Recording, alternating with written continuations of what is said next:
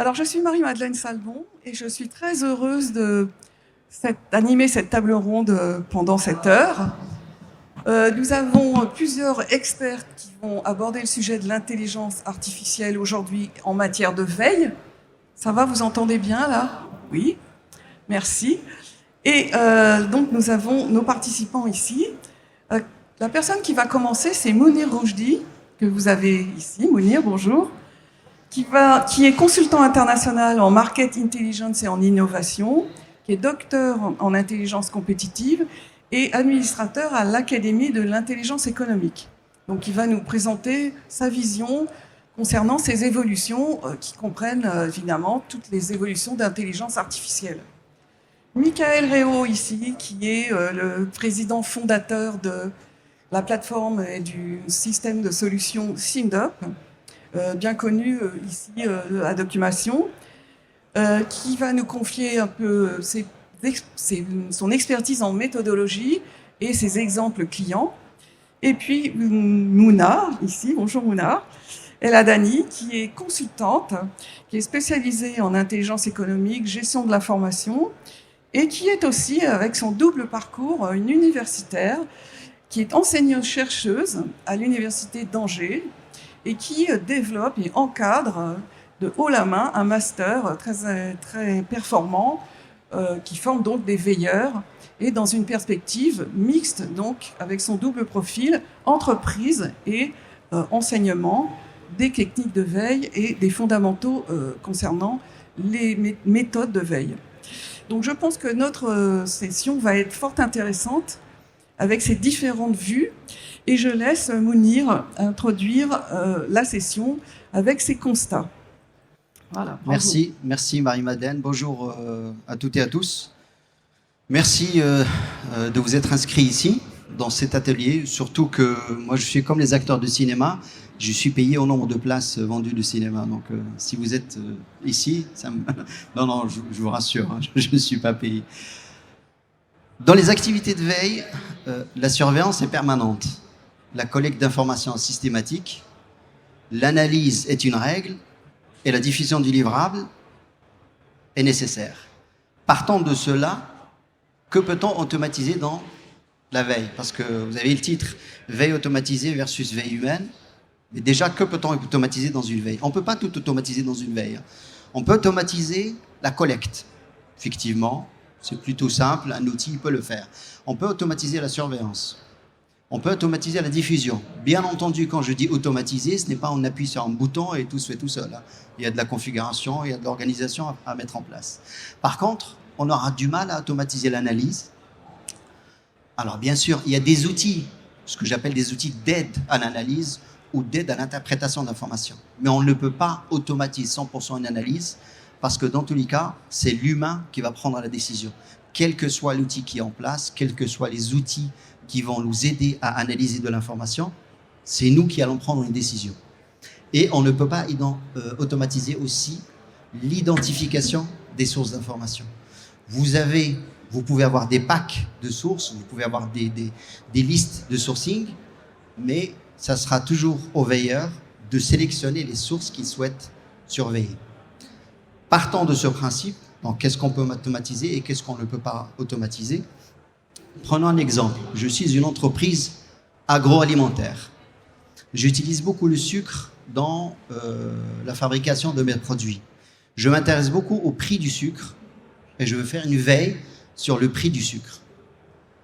Il y a 4 façons de faire ça. Il y a la façon veille automatisée, il y a la façon veille humaine, il y a une façon veille manuelle et il y a la prestation de service. Vous avez 4 solutions.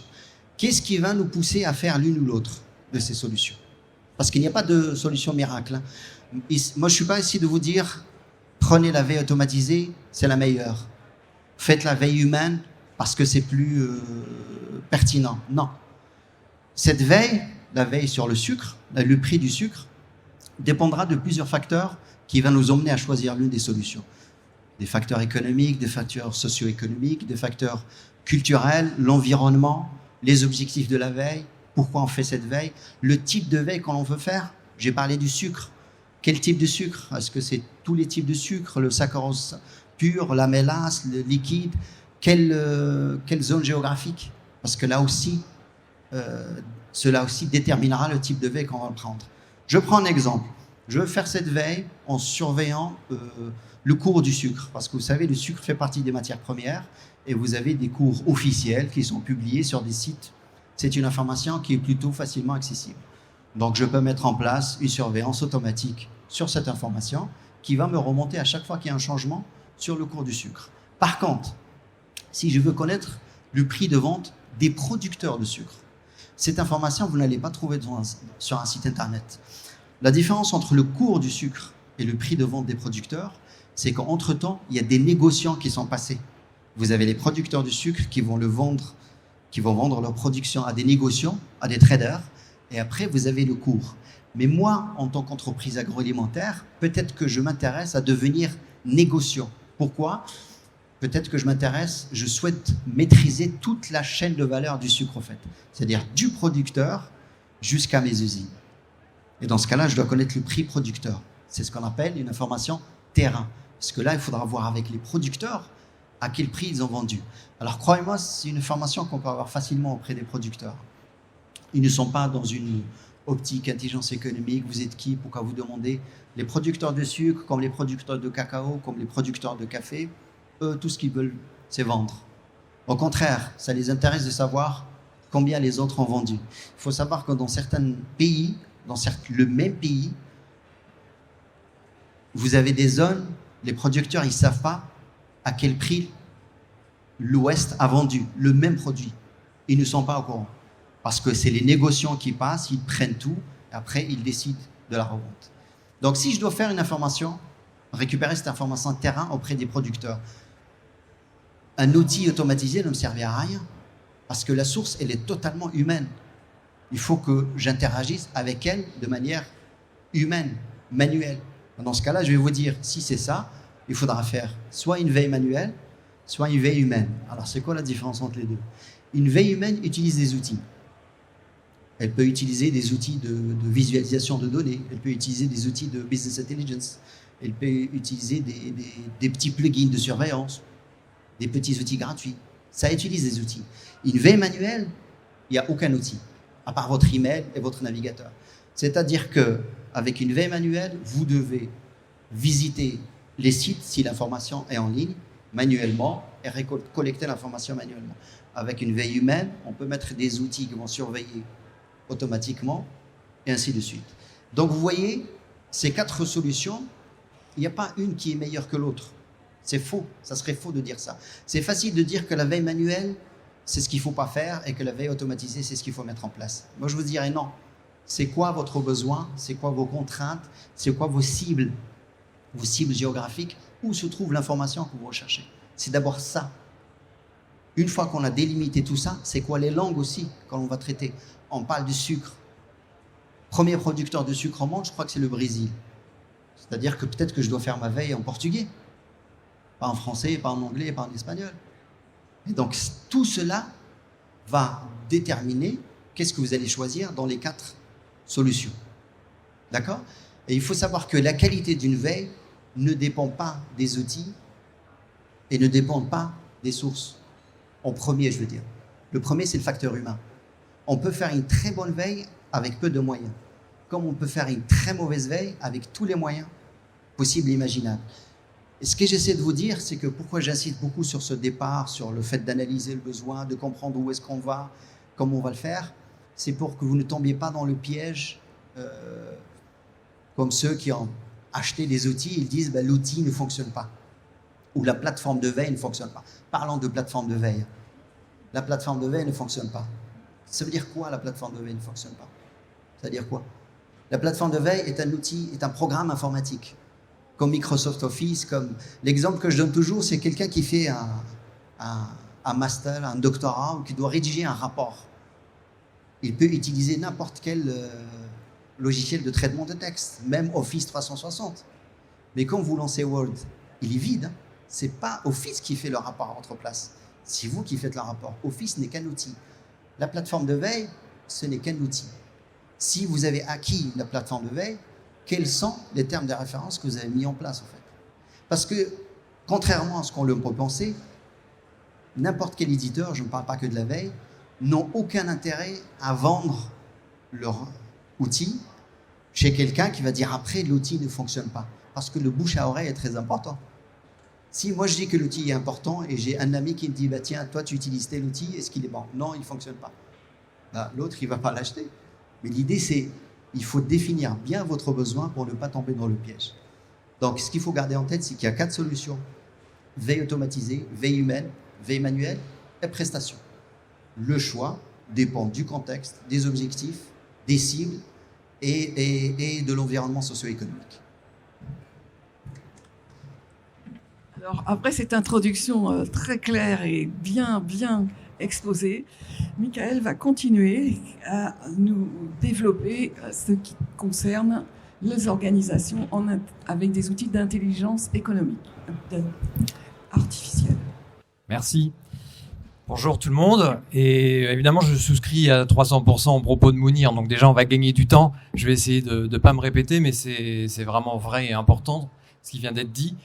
Je vais abonder malgré tout dans ce sens avec le regard éditeur de logiciels, puisque on déploie la plateforme dans de nombreuses organisations et donc on est un peu un observatoire des bonnes et des mauvaises pratiques, parce que on ne voit pas que des projets à succès et malheureusement certaines entreprises qui déploient des plateformes sans tenir compte de ce que Mounir vient d'expliquer, et le résultat n'est pas probant, ou du moins ce sont des veilles qui sont un peu somnolentes.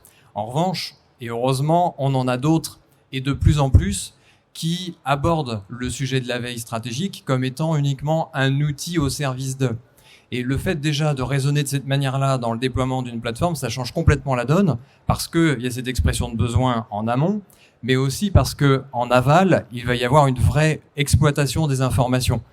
La veille, elle est faite pour et par l'humain, et dans un deuxième temps, l'humain confie à la machine toutes les tâches finalement sans valeur ajoutée et chronophages. Mais c'est bien dans ce sens-là que les choses doivent être abordées et pas autrement. Et si on regarde la finalité d'une veille, quelle qu'elle soit, c'est toujours de déclencher une action et d'avoir un impact, sans quoi finalement on brasse de l'air et puis on perd du temps et du budget.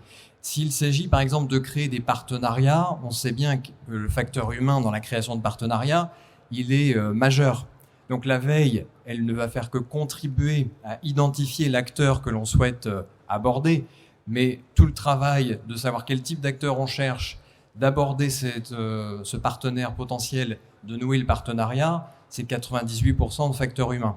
Donc la veille, il faut vraiment la prendre pour ce qu'elle est, en tout cas les outils de veille du moins, les prendre pour ce qu'ils sont. Et ne pas évincer la dernière étape, le dernier kilomètre dans le cycle de la veille, qui est l'action, la décision. Trop souvent, on parle de collecte, analyse et diffusion. On s'arrête là dans notre propos, alors qu'en réalité, on n'a fait qu'une partie du chemin, et la veille, évidemment, elle intègre l'utilisation qui va être faite avec le feedback également qui viendra dans le cycle de la veille nourrir l'affinage de la démarche. Je vous invite pour voir justement des cas d'entreprises qui prennent les choses par le bon bout, à aller voir sur notre chaîne YouTube la petite vidéo de DS Smith, qui est une entreprise dans l'emballage industriel et la logistique. Et là, on est vraiment dans l'exemple d'une entreprise qui a tout compris sur ce que la veille peut lui apporter. Et dans cet enjeu, justement, de bien mettre la veille au service de l'action et de la décision, ça veut dire engager toutes les parties prenantes en transversalité, et notamment les directions métiers. On sait que cette question d'animation de la veille et de l'engagement, elle est souvent abordée sur le salon e-expo, parce que c'est pas une mince affaire. Et c'est là aussi des bonnes pratiques qui sont importantes à prendre en considération. Donc on a un club utilisateur qui est fait pour favoriser ces partages de bonnes pratiques, parce que là on est 100% sur du facteur humain. Comment on communique en interne pour que les directions métiers qui ne sont pas forcément formées sur les bancs de l'école à la veille puissent savoir que la veille existe, savoir comment exprimer leurs besoins, et ce qu'ils peuvent attendre et jusqu'où ils peuvent compter sur la veille. S'ils sont dans ce mirage du tableau de bord et du bouton magique, effectivement, la combinaison entre la cellule de veille et la direction métier va jamais vraiment être fructueuse. Si en revanche, on a une appropriation des concepts et des bonnes pratiques de la veille qui est beaucoup plus largement enseignée et ensuite diffusée au sein des différentes équipes, là on arrive à créer des binômes qui sont très vertueux. L'exemple de DS Smith, eux, leur parti pris, ça a été de se dire commençons par générer du business avec la veille, on est sûr d'intéresser tout le monde très rapidement, et notamment les équipes de consultants et les équipes de business développement. Donc leur top priorité, ça a été d'abord de faire du business, de générer du lead, et là effectivement, ils ont réussi à embarquer une partie des équipes, et puis une fois qu'ils ont généré du business, ils ont commencé à proposer des supports de veille à d'autres directions métiers pour mieux comprendre aujourd'hui, mieux connaître l'environnement, identifier des partenaires, détecter des nouveaux concurrents, des opportunités dans d'autres filières. Et là, aujourd'hui, leur troisième phase, c'est l'anticipation, la prospective et les tendances. S'ils avaient fait le contraire, finalement, ils auraient eu très peu d'intérêt de la part des directions métiers et de la direction générale, et on serait tombé dans ce biais du tableau de bord qui est censé révéler l'avenir et qui fait finalement la stratégie de l'entreprise. Et on sait très bien, avec le recul des années, que tout ça n'existe pas. Donc, de faire les choses dans le bon ordre, de communiquer efficacement en interne pour engager les directions métiers et les sensibiliser sur l'importance et le rôle qu'ils doivent jouer pour que la veille ait un sens et une vraie finalité, un vrai impact, ça me semble aussi être des sujets importants. On a beaucoup de clients qui mettent en place, et on les co-anime avec eux, des journées de la veille ou des webinars. Alors c'est parfois de la journée avec tout un programme, d'autres fois c'est des formats 1h30, 2h plutôt online, mais on va aborder des thèmes divers et variés sous l'angle métier, et on montre par des cas d'usage, par des exemples d'informations que l'on peut détecter les concernant, comment tout ça peut se mettre en place. Donc là aussi, le fait de sensibiliser par de l'événementiel en interne, ou quand il y a des journées séminaires, ou dans des plus grandes entreprises, des académies internes qui sont là pour contribuer à faire l'organisation apprenante, élargir les connaissances. Tous ces sujets de com interne et de formation sont des bons leviers pour élargir le cercle. Et le but, c'est que les cellules de veille, en tout cas les responsables de veille, puissent lâcher prise et faire en sorte que les directions métiers, les non-spécialistes de la veille, puissent monter en compétences, voire dans certains cas être carrément autonomes. On sait que d'un point de vue managérial, la transformation qui a lieu en ce moment, c'est ce qu'on appelle l'holacratie, c'est-à-dire les managers sont au service de leurs équipes et on a une délégation de la responsabilité, de l'initiative, un encouragement et de la confiance qui est nécessaire pour qu'il y ait une décentralisation et que les managers soient un petit peu moins au centre. Dans la veille, c'est exactement la même chose. On voit le même phénomène. Les cellules de veille qui, avant, étaient très centrales dans la démarche de veille, sauf que finalement, à une époque, on a pu voir des cycles de veille qui tournaient sur eux-mêmes en boucle. Les veilleurs veillaient pour eux et personne ne les lisait. C'est caricatural, mais c'est quand même proche de la réalité dans certains cas, et surtout par le passé. Ça a beaucoup volé en éclats. Et donc, pour bien intégrer toutes les parties prenantes, eh bien cette animation, cette formation, cette appropriation, elle est clé. Et désormais, chez nos clients, on voit de plus en plus de directions métiers se passer au quotidien des responsables de veille, mais de s'appuyer sur leurs compétences, sur leur expertise en soutien. Donc finalement, le métier d'un éditeur de logiciels, c'est de plus en plus de former des formateurs et d'accompagner des animateurs plus que des experts qui vont être au centre de tout, dont les directions métiers sont dépendantes, sauf que personne n'aime la dépendance, et du coup, personne n'écoute et personne ne fait. Donc on n'y gagne rien. Et cette décentralisation, voire même cette intelligence distribuée, elle va de pair avec la transformation managériale. C'est pour ça que je faisais le parallèle. On est dans plus d'horizontalité, de transversalité, et surtout une pluridisciplinarité qui permet d'avoir une montée en compétences des uns et des autres, sans forcément devenir l'expert d'eux, mais il faut que chacun ait les clés de la veille, de l'intelligence économique, et ça crée de l'engagement, et ça permet d'utiliser les outils de la bonne manière, et ce pourquoi ils sont faits. Voilà le message que je voulais faire passer. Et puis évidemment, la remontée terrain, là aussi, qui a été évoquée, me semble clé, d'autant plus quand on parle de signaux faibles et de tendances. La semaine dernière, j'étais sur un forum où j'entendais une personne qui ne parlait pas du tout de veille, mais qui pour autant parlait plutôt de la compréhension des enjeux de l'époque et qui disait qu'il ne fallait pas s'imaginer que c'était derrière nos écrans qu'on allait comprendre l'évolution de la société, le comportement des uns et des autres. C'est évidemment très vrai pour la veille. La remontée terrain, l'information grise, elle est clé et les outils peuvent évidemment servir. En l'occurrence, sur la plateforme SynDup, on a intégré il y a quelques années déjà des canaux de remontée terrain pour pouvoir mixer tout ce qui est automatisable et ce qui ne l'est pas. Et c'est ce combo-là qui permet d'avoir un cocktail qui est fructueux. Donc la veille doit, pour conclure, inclure ceux pour qui la veille est faite beaucoup plus dans les entreprises, de façon à être en capacité de travailler en intelligence collective et que les outils soient non pas attendus pour ce qu'ils ne sont pas et permettent juste de gagner du temps et de l'efficacité. Merci.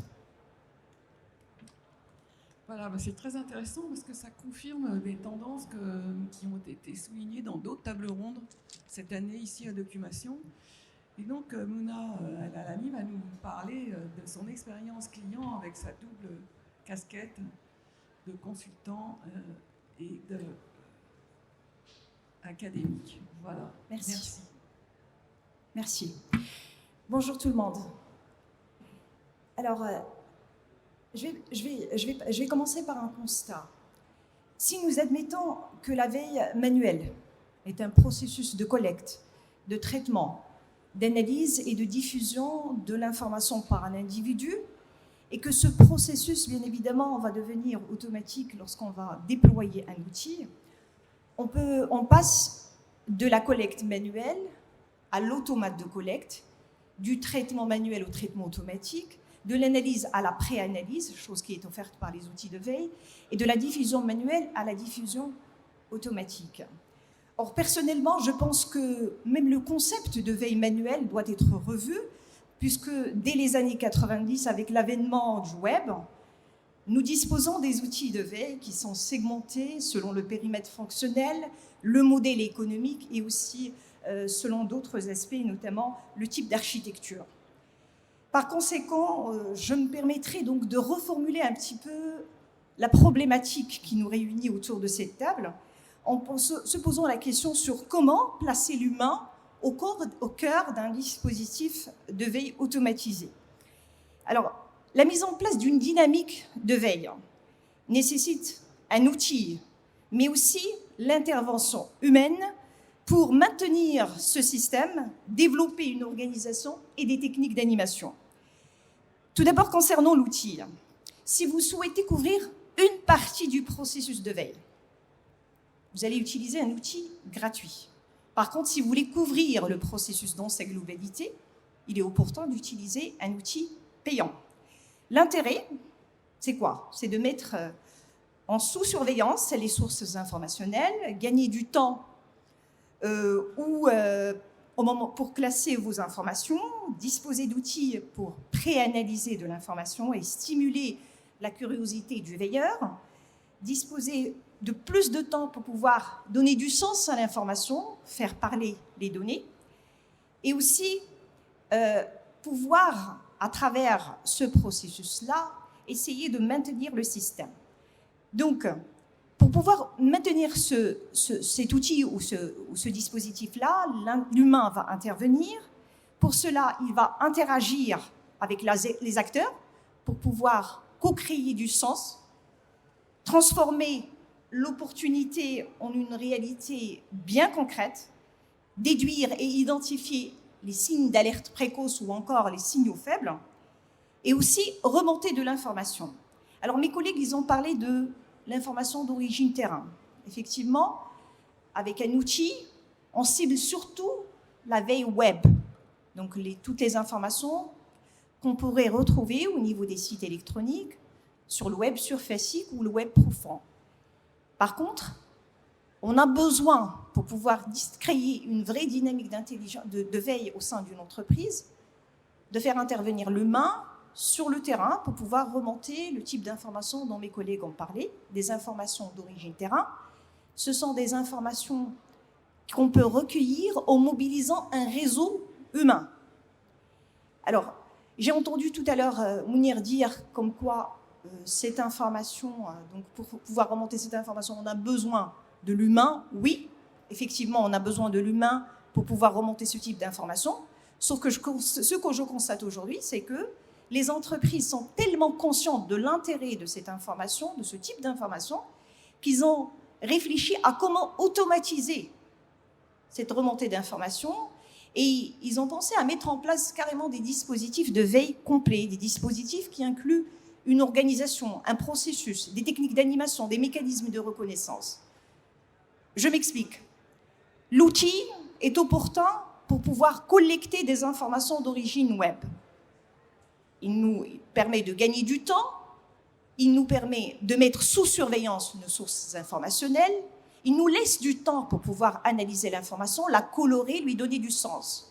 Mais pour pouvoir disposer ou atteindre la complémentarité des canaux d'information, pour pouvoir créer de la symétrie informationnelle, on doit aller recueillir l'information grise dont mes collègues ont parlé tout à l'heure.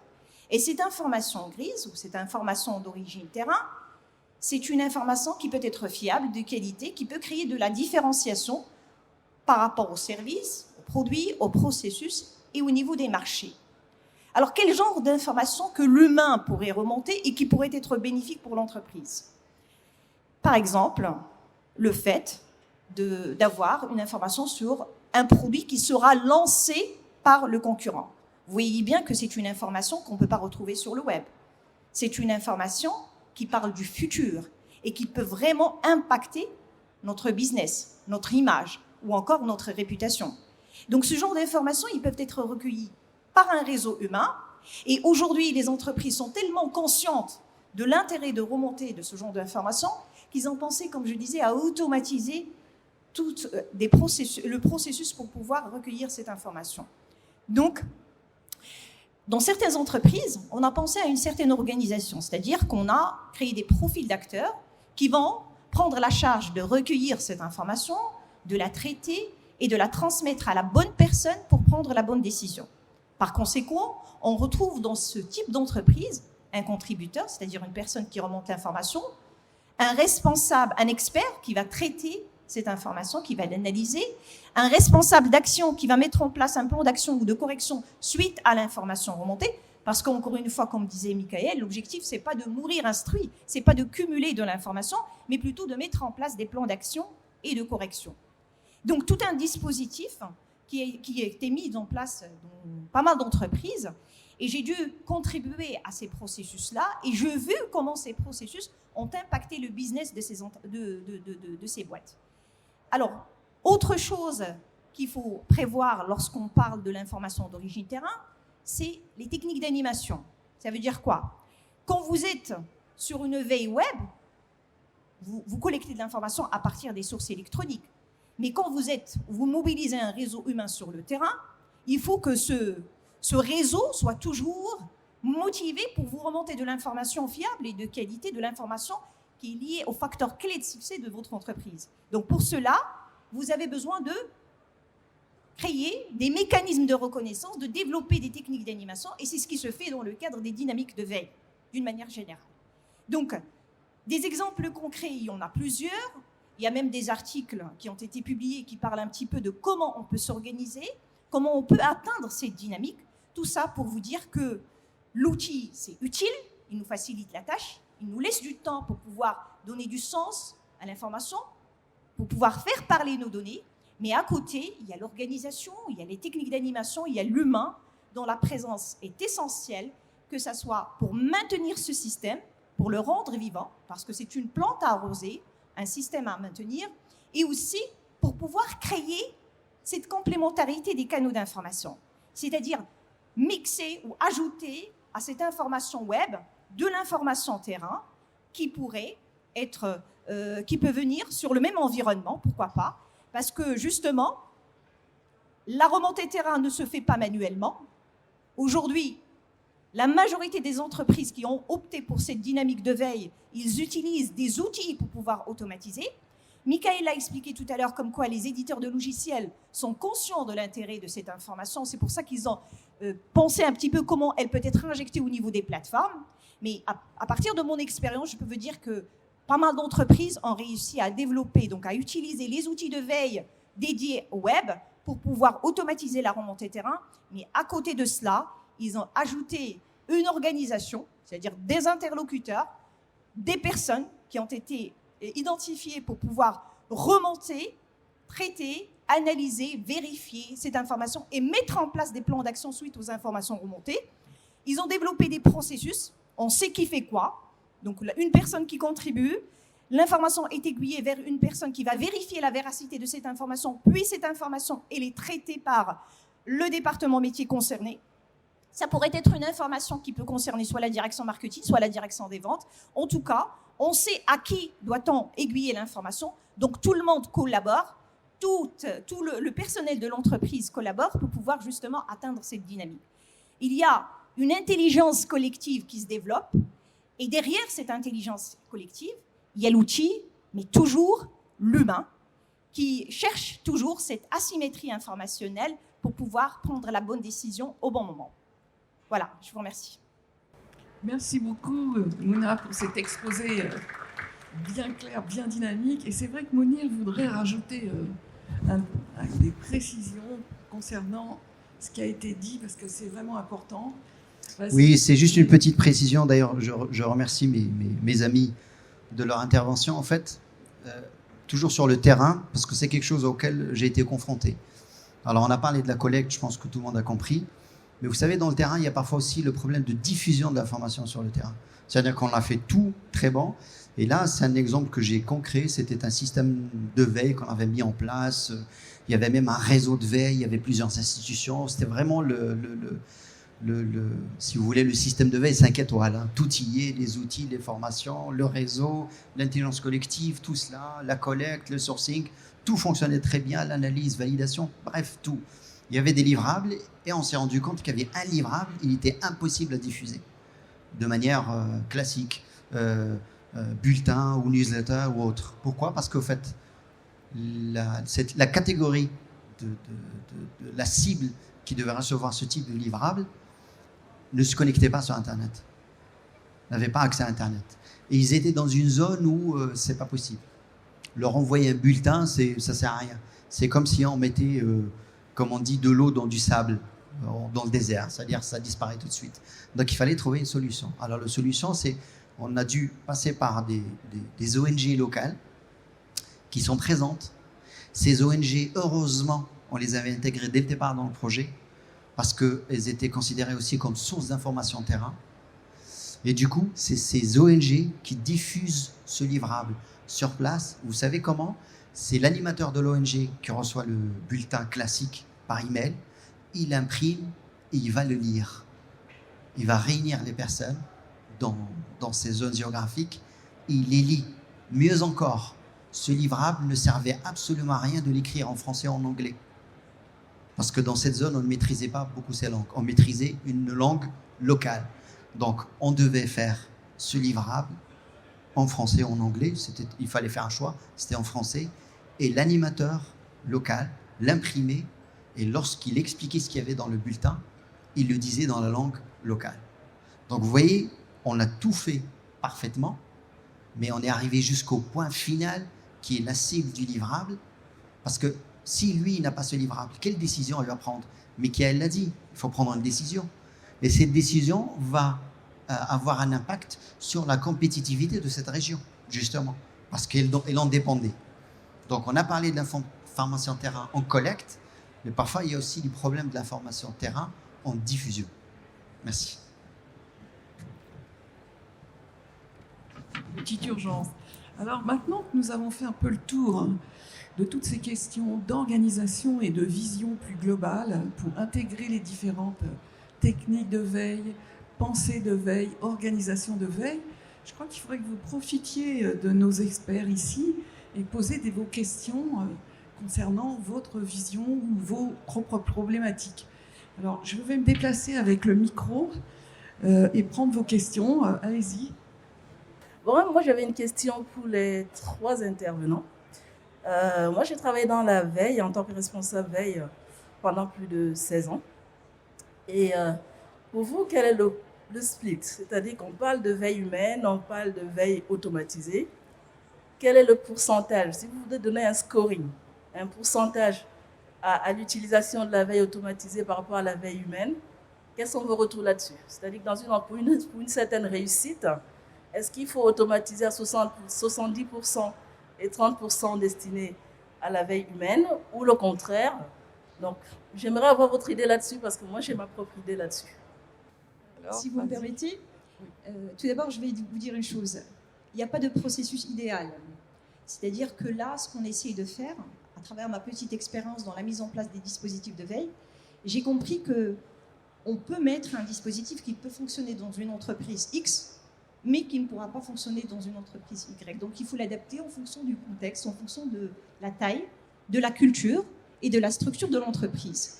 Donc, on ne peut pas, pour être honnête, on ne peut pas vous dire il faut automatiser à 60%, après, c'est l'humain qui... Non.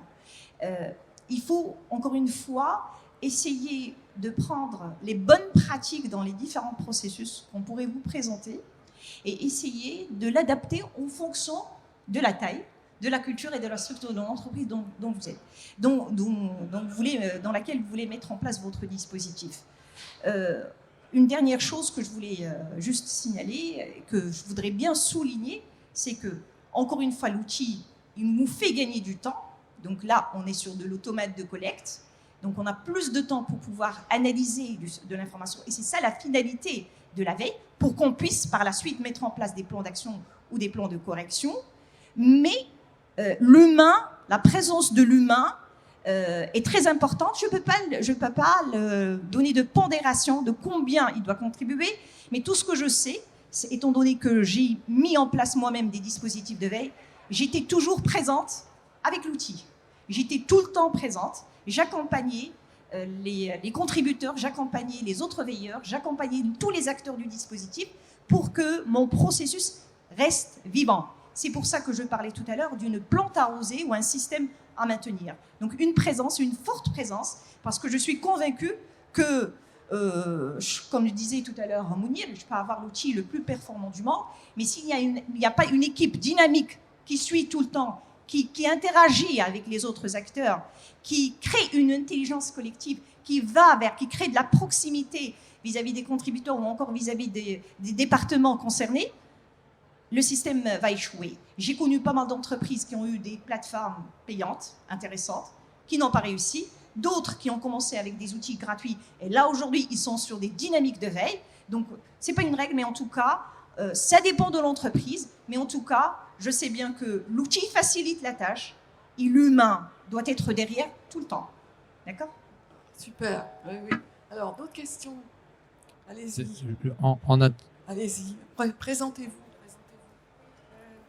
Anita Bento, c'est peut-être plus un témoignage de la veille dans le milieu de la recherche. Il y a effectivement toutes les informations qui ne sont pas publiées, qui viennent des ambassades, des tas d'organismes comme ça. Pour Internet, vous n'avez rien. D'autre part, je me souviens d'un chercheur qui recherchait, pour poursuivre sa recherche, une thèse des années 40. Sur Internet, il n'y a rien. Donc là, il a fallu retrouver des adresses des auteurs, des organismes qui stockent les thèses. Enfin, il y a en tout cas dans le domaine de la recherche, c'est comme ça. C'est beaucoup de manuels. Et les chercheurs échangent énormément entre eux. Et c'est pas tellement sur Internet. Je me permets de rebondir sur ce qui vient d'être dit. Pour donner un exemple de veille où on peut tout automatiser, parce que depuis tout à l'heure, on explique qu'il ne faut pas chercher à tout automatiser, ce qui est vrai, mais l'automatisation complète, ça peut avoir du sens évidemment aussi, mais dans le cas de thématiques sur lesquelles on veut, un peu comme le monde de l'assurance qui regarde les risques émergents, et le jour où effectivement un risque émerge, là il y a une équipe de collaboration, de collaborateurs qui s'y attellent et qui s'impliquent pour le coup dans une veille active.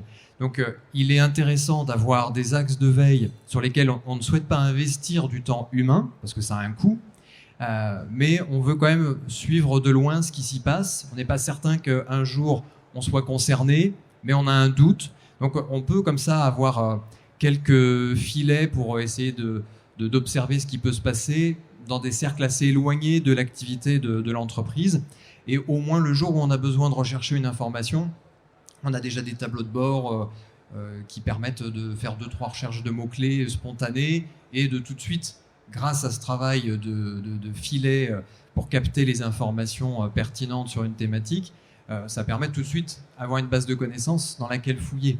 Donc c'est bien pour compléter sur des axes qui sont en dehors de la stratégie de l'entreprise. Et plus on se rapproche du cœur de l'activité, plus le curseur de l'automatisation doit être diminué. Parce que si on prend un exemple vraiment très cœur business, aujourd'hui il y a plein d'entreprises qui cherchent à passer sur des modèles d'économie circulaire. Donc c'est un changement de modèle économique, de chaîne de valeur, de modèle de production.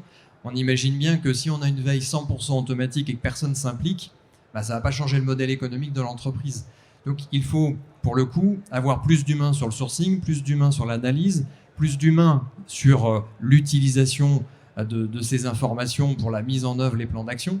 Donc ce curseur, il varie en fonction de l'intérêt que l'on va porter et de l'enjeu que l'on a derrière tel ou tel axe de veille.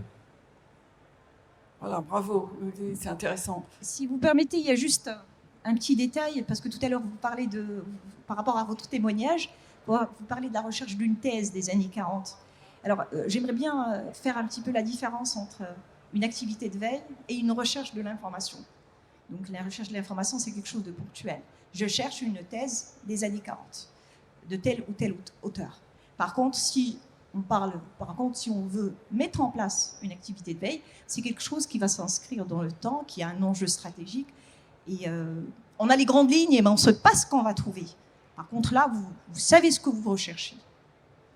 Merci. C'est une précision. Vous voulez répondre? Allez-y. Ce chercheur, effectivement, faisait de la veille. Tous les chercheurs veillent, c'est le b.a.-ba de leur métier. Mais dans son activité de veille, il y avait 7 informations qui étaient ressorties. Et le chercheur, il consulte toujours la source, pas les intermédiaires. Donc, il fallait trouver la source. Donc, ça fait partie du... C'était pas une recherche documentaire comme ça que j'avais faite, hein. C'était dans son activité informationnelle. C'est un exemple qui nous montre une pensée plus globale, telle que nos experts le soulignent dans les objectifs de l'entreprise circulaire, justement. Tu veux rajouter quelque chose, Mounir? Non? Est-ce qu'il y a d'autres questions qui seraient intéressantes à partager encore? N'hésitez pas sur la question automatisation et des exemples. Vous avez des témoignages? Ah là là, allez, lancez-vous. Non, pas de témoignage. S'il n'y a rien à dire, finalement, je vais dire quelque chose. Parce que je voulais laisser la parole aux participants. Pour revenir à l'automatisation, ce que recherche tout le monde, c'est d'automatiser le plus possible. Ça, soyez honnêtes de le dire, comme l'a dit parfaitement, comme ils l'ont dit d'ailleurs Michael et Mouna, il faut dégager du temps pour l'analyse. Et je vous donne un exemple très, très concret. Moi, je fais ça, enfin, je travaille dans ce milieu depuis les années 2000. Donc, je connais les plateformes, j'utilise les outils, j'en utilise plein. Aujourd'hui, j'ai un besoin très basique. Je surveille la page officielle du Royaume-Uni sur les conditions d'accès au pays pour les Français.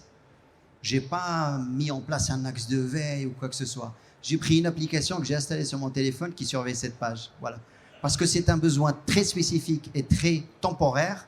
Je ne vais pas me lancer dans une automatisation à outrance. C'est simple, à chaque fois que cette page change, le téléphone me dit, l'application me dit que ça a changé. Et d'ailleurs, je crois que Sandap a aussi une application téléphone, si je me souviens bien. Je regarde ce qui a changé et je regarde. C'est une veille humaine, donc c'est pas totalement automatisé, mais ça me convient parce que je vais l'utiliser jusqu'au moment où je vais voyager. C'est tout. Après, je la supprime. Donc, vous voyez, on tente à automatiser, ça c'est sûr. Parce que, n'oubliez pas, je l'ai déjà dit hier dans une table ronde, la nature humaine et l'être humain est de nature paresseuse. Donc tout ce qu'on peut automatiser, on va le faire. Ah, c'est le cas de la voiture autonome. Hein. Si la voiture peut nous conduire, tant mieux. Mais maintenant, on a peur à cause des accidents, c'est tout. Mais si on fait confiance dans un avion sans pilote, on le fera aussi. Parce qu'on veut automatiser tout. Mais parfois, on ne peut pas tout faire. Alors, c'est une belle conclusion de notre table ronde. S'il n'y a pas à rajouter, vous êtes sûr? Pas de questions, pas de commentaires? On va conclure. Tu voulais rajouter? Ouais, juste très très court. Si c'est bon, merci. L'acquisition des connaissances, parce que la veille, c'est aussi fait pour ça, pour faire monter en compétence l'ensemble de l'entreprise sur les métiers, mais aussi sur le secteur d'activité. L'acquisition des compétences, ça nécessite du temps de cerveau. Il faut, ça se fait pas tout seul. Donc, même si la veille est automatisée, le fait de s'impliquer sur la curation, sur le sourcing, sur la lecture des résultats, enfin tout le cycle finalement de la veille, ça aide en termes de mémorisation, de compréhension, à ce qu'on puisse acquérir cette connaissance. Donc, il faut faire attention, encore une fois, à la finalité, à l'objectif. Si l'objectif, c'est de faire monter en compétences, le tout automatique va tuer l'objectif. Donc, on ne peut pas se passer finalement de l'effort, mais c'est vrai qu'on est tous, toutes et tous, fainéants, et qu'on sait bien que c'est la propension à l'humain que de chercher à faire du tout automatique, mais ça peut être des fois contre-productif. Donc, il faut faire attention à ce piège. Voilà. Une conclusion, Mouna? Ça va? Je voulais juste rebondir ce que disait Michael par le fait que ce qu'on cherche à travers une dynamique de veille, c'est effectivement ce cumul de connaissances, mais que je vais qualifier de actionnable, pour qu'on reste dans la compétitivité informationnelle. Parce que comme vous le savez aujourd'hui, nous avons dépassé la dualité classique. On n'est plus sur de la compétitivité prix, compétitivité hors prix, mais plutôt vers de la compétitivité informationnelle. Et pour cela, on a besoin de connaissances, mais actionnables. Merci. Voilà. Bien, si on n'a vraiment pas d'autres questions, nous allons conclure notre table ronde en remerciant tous nos experts de leur grande, finalement, délivrance aujourd'hui, de tout ce qu'ils nous ont délivré. Et on vous remercie d'être venus pour assister à ces problèmes qui vont se résoudre progressivement si on a bien compris, finalement, l'évolution actuelle du métier de veilleur. Voilà. Merci à vous tous.